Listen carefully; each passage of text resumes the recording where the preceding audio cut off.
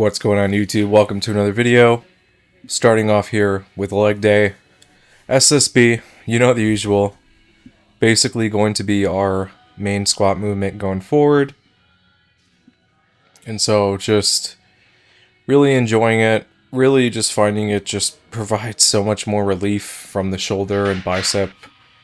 Kind of congestion, soreness and things like that. So just happy to be able to squat. And while also going through the entire surgery process and stuff too, so use what works. Honestly, that's the best advice I can give. Not everyone's going to want to use the same pieces of equipment. Some people squat high bar, some people squat low bar. Just do whatever kind of works for you. We're all kind of built differently. So SSB's been that magical key piece for me when it comes to like balance and stuff like that, so really liking it, gonna keep doing it, and that will probably be my my main movement going forward and things like that. So you've seen it, you've seen me kind of progress it, do the pause squats, other variations that just kind of allow me to hit what I need to hit. There's a lot of different ways you can hit legs, but squats, the carryover with the strength and real life versatility, I don't think you're ever going to find another exercise that kind of encompasses all that together. And you can really tell how seasoned somebody is of a lifter according to their squat form. Like for somebody who like can't hit depth and stuff like that, that should be like a major concern. Conventional deadlifts here, 198. And just really focusing on keeping the upper back tight, locking my lats, and trying to protect that arm. Luckily the tear was on the overhand, not the underhand. And I was using the grips just to negate all that, not have to worry about it. But, eventually I will return back to doing what I've always done, which is just alternating grip, no grips, no nothing. And that's just how I feel more connected to the bar, so it is what it is. All this stuff is light, nothing too crazy going on, but just have to earn my stripes back, do everything again, not so interesting. But we shall see going forward. The unilateral leg press here, nothing too crazy. I'm trying to figure out all the different angles I can film of this because it's not very interesting. We're not doing a bunch of weight, and ultimately there's only so much space, so it really depends on, how real you want to see the training. This is the training. The training is always going to be kind of the same stuff over and over again, just with weights changed or rep schemes changed. But these are the things that I find work really well for me. And that's why I keep doing them. They've worked dividends, they've earned dividends, and they've ultimately, built on both myself and all my training to keep me strong, keep me doing the weights I'm doing. So you really just have to find the exercises that work for you and kind of go from there. Belt squat here too. I've started to really like this thing more. Just something to really practice that squat movement without having to like overload everything. I've said it. Every time I make these videos, I'm trying to figure out what I want to tell people, but it's the same stuff over and over again. It's not the most interesting, so I don't know. I've been debating whether or not I want to do like in the gym, mic'd up and stuff and go from there, just because when you're training, you're in a different mindset. You've got that caffeine going through your head.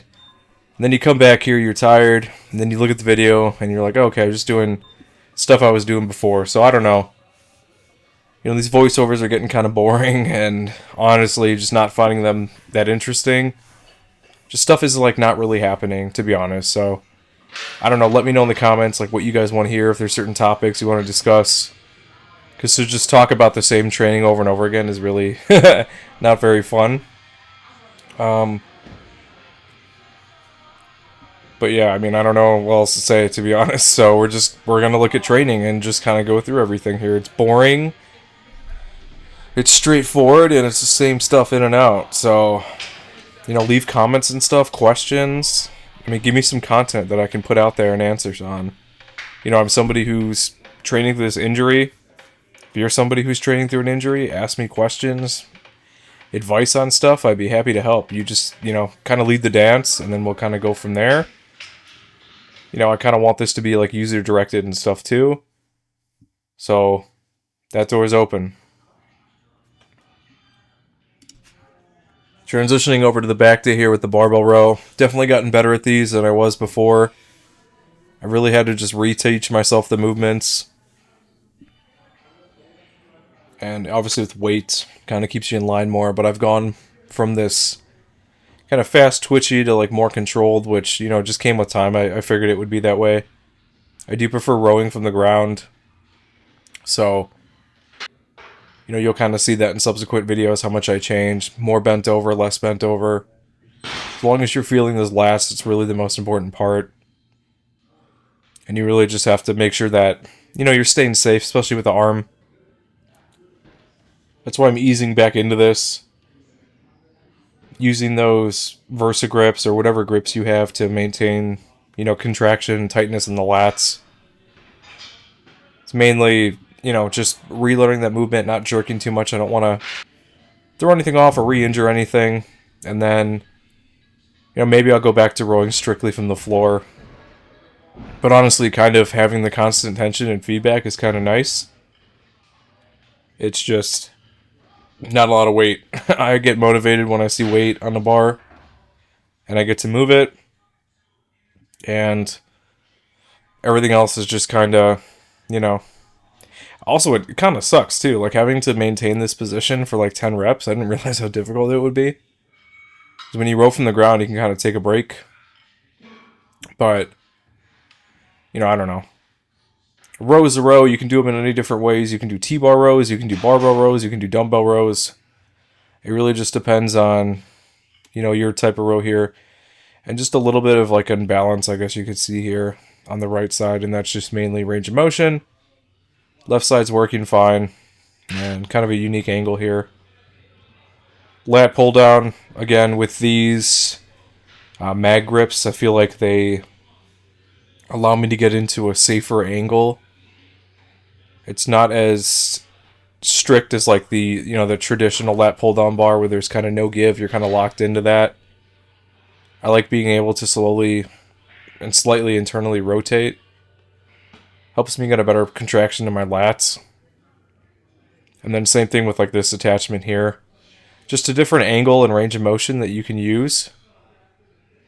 And, everyone's a little bit different. You're kind of pulling in that J curve. So if you pull straight into you, you're going to get a lot of upper back, rhomboid, tricep, activation. I want the entire lat, the length of the lat. So T-bar rows have been super helpful. And they're super uncomfortable. You kind of have to find the right position to get into, and I think I finally figured it out. You have to kind of brace your core against the pad, and then elevate your chest. If you kind of round your back over, you're not going to get the full contraction. You may think, okay, well, if I can extend the range of motion, but you need to have that chest braced, you need to have that core braced, and then you really feel a nice driving movement into that lat, into those lats, and everything in back too. So that's what I'm finding here. Barbell curls are a no-go as of right now. Anything that's not like an easy bar or cable has been super difficult. So easy bar cable curls are a perfect compromise. Really enjoy them. And they allow me to kind of hit all the different muscle groups along that bicep, the forearm, without getting any sort of discomfort or pain or preventing me from doing that. So again, not very interesting, not the most interesting exercise, but just an alternative for anybody kind of struggling to get back if you've suffered anything similar. But that's really it for the video. Like, comment, subscribe. See you in the next one.